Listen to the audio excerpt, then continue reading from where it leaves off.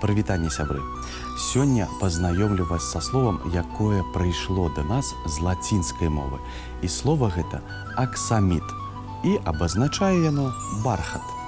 Якія адразу ўзнікаюць асацыяцыі? Вядома, мяккая тканіна.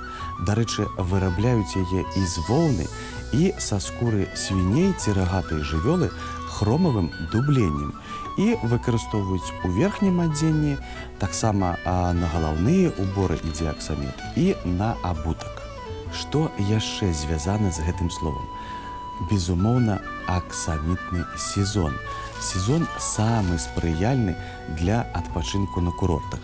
Гэта калі ўжо не так спякотна, як, напрыклад, у ліпені, але і даволі цёпла нават і ноччу.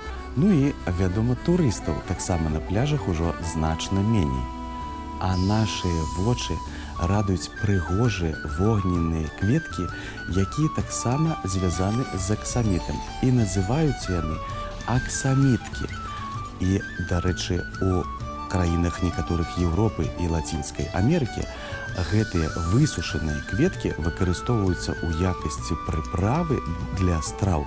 І мы ведаем іх як эмірацінскі шафран. Вось такое прыгожае, цёплае слова. Да сустрэчы, сябры. Усім цяпла.